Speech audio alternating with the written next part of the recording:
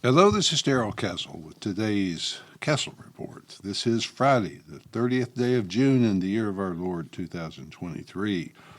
I will be talking about the abuse of power, the corruption, and the willingness of the President of the United States to sell his country to foreigners.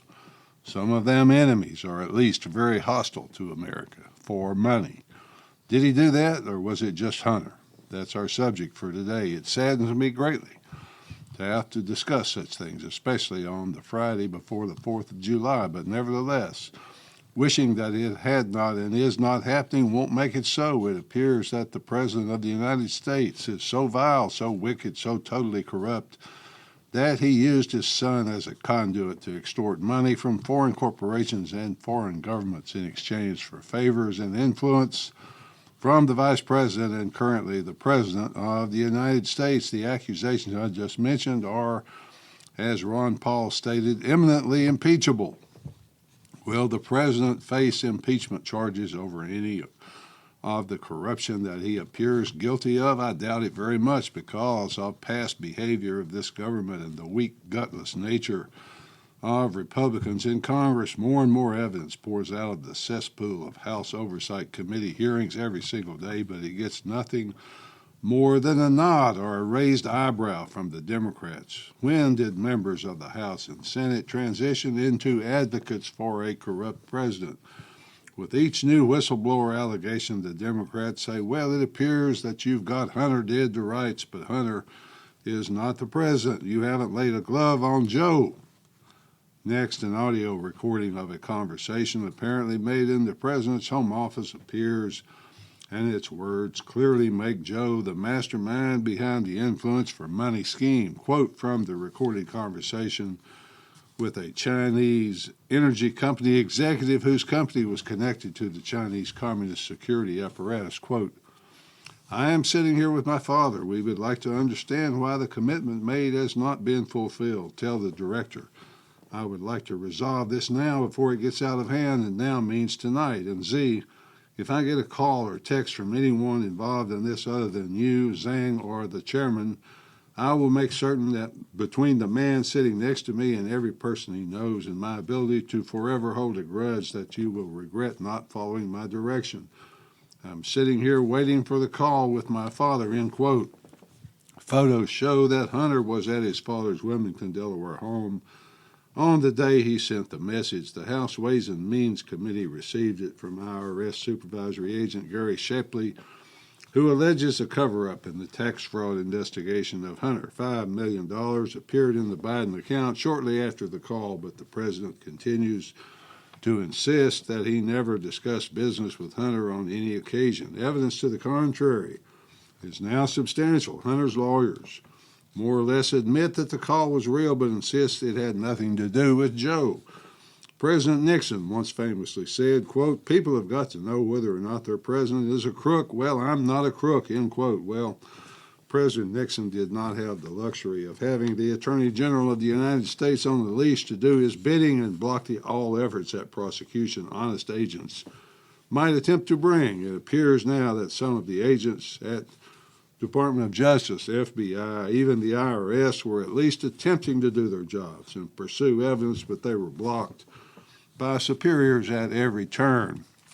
There is substantial evidence that is now in the possession of the House Committee that not only was the president involved in discussions with Hunter, but he kept a personal, i.e. not a government or his own cell phone, an international phone that could make and receive calls from all over the world. Said phone was paid for at $300 per month from Hunter's business. Since the House Committee has the phone, how hard would it be for them to get the records of every call made from or to that phone? Whether or not that happens will be a clear indicator of how serious this committee is about slowing this country's descent into the cesspool.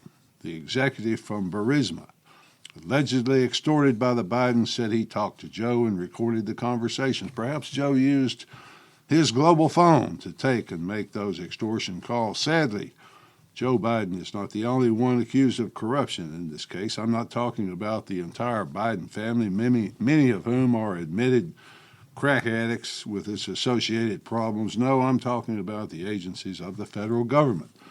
Agencies like the FBI, the IRS, but most importantly, the United States Department of Justice, the agency that is supposed to hire the best and the brightest lawyers to investigate and prosecute federal crimes in all federal districts. Needless to say, the Attorney General and the United States attorneys who work for him are supposed to be above suspicion. The U.S. Attorney from Delaware, David Weiss, signed a letter dated June 7th claiming he had been granted, quote, ultimate authority over the Hunter Biden case. He said, ultimate prosecutorial decision-making authority related to the criminal case against Hunter Biden. Attorney General Merrick Garland also testified to the Senate Judiciary Committee that Weiss had, quote, full authority to charge. That directly conflicts with statements Weiss made to the team investigating Hunter. He told them he had no power to bring charges against Joe Biden's son. If that is true, and it appears to be, then he lied in the letter. Who wrote that letter? Who told him to sign it and to send it? Why did he comply with those directions? All good and valid questions, none of which have been satisfactorily answered so far. One thing is certain, folks. One thing is certainly clear, and that is that corruption drips from this vile family, pollutes everything and everyone it touches. IRS investigating agent Gary Shapley said Weiss personally told him in a one-on-one meeting that I'm not the deciding official on whether charges are filed. U.S. Attorney Weiss also said he tried to go through the D.C. U.S. Attorney's Office but was not approved. He was trying to get special counsel status so he could charge anywhere, especially in California, but was refused each time. This was reportedly a, quote, shocker to the agents who were present and had been conducting the investigation. Merrick Garland, in a press conference a week ago, said that Weiss had full authority in any district, but that statement appears to be untrue. Even the New York Times, in its story from last Tuesday, admitted that there is valid evidence that Weiss was restrained in his authority to charge. House Speaker McCarthy said that House Republicans will start an impeachment investigation of Garland to see if what Weiss said is true. One thing is for sure. The Department of Justice, once respected, once admired, once sought after as a place where the brightest wanted to serve, is now dirted, blighted, slimed by this slimy family. Either the Attorney General of the United States or the United States Attorney for the District of Delaware is lying and has lied to Congress about Hunter Biden's alleged crimes. That lying is in of itself a crime. So someone needs to be prosecuted. Various news sources, including the New York Post, reported that Weiss told many witnesses, and I said IRS agent Shapley, that he was not the deciding official. Shapley was so surprised by the statement he sent it in writing to other team members.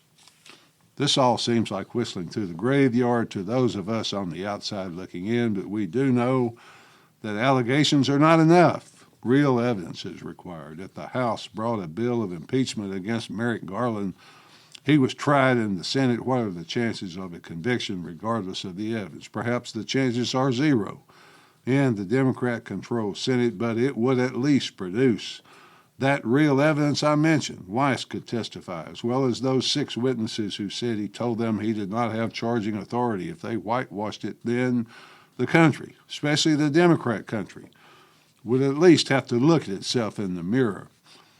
So as it turns out, Hunter did not report the millions he received from all those foreign sources. That violates numerous federal laws, and they are felonies.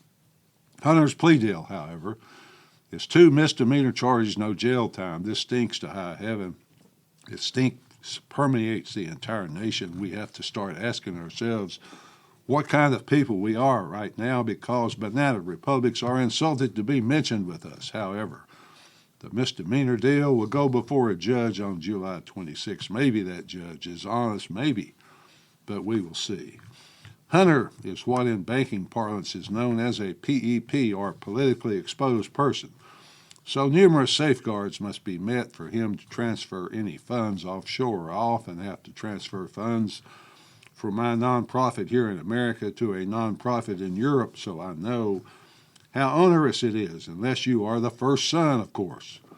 So this must mean that if you are the son of the president, you have a license to sell your father's office, to sell to communist enemies, to extort millions, to commit literally hundreds of sex, drugs, and gun crimes, and receive only a little probation. This all serves to make America a laughing joke around the world. Our $32 trillion of debt, our legendary incompetence in government, our complete inability to make anything come out right, but we have always had a great military for the president to rely on to get him out of the messes he creates. Now, for a lack of a better word, woke has invaded the military. Even it's a joke. We used to be trusted, admired. We deserved it. We were honorable, and we were the light of democracy and freedom. This problem is not just one crackhead, sex-obsessed junkie. It's about how people in charge from the president on down have slithered into a level of corruption that would be embarrassing to the dictators of most banana republics. They have destroyed the rule of law, the foundational principles that help make this country so prosperous. They chip away at the core principles, and the system of law and justice is so corrupt it's a joke. Congress appears totally incapable of stopping it. Just to put a final word on the real subject of this report, that is Joe, not Hunter. I will leave you with a few items not talked about very much in the press. An IRS probe into Hunter's money laundering business with foreign hostile nations was given a stand-down order. The FBI and IRS intended to search Joe Biden's house in September 2020, but were given a stand-down order. The FBI authenticated Hunter's laptop a year before the New York Post broke the story and reported it. The FBI decided not to use the laptop's hundreds of filmed felonies for prosecution, but instead has to plot to warn social media companies that it was all just Russian disinformation. The FBI used its 2016 collusion, which it invented, to meddle in the 2020 election. Finally, folks, the FBI worked so closely with Twitter in 2020 that their agents and Twitter employees celebrated the election results together. The FBI paid Twitter $3.5 million for the staff hours, the staff time, used on their influence operation. Now, folks, the House committee investigating knows all I have just said is true. If the members of Congress charged with investigating all this do not wish to be covered in slime, just like all the Democrats in this administration and like this slimy family, then they must act. At least that's the way I see it. Until next time, folks, this is Darrell Castle. Thanks for listening.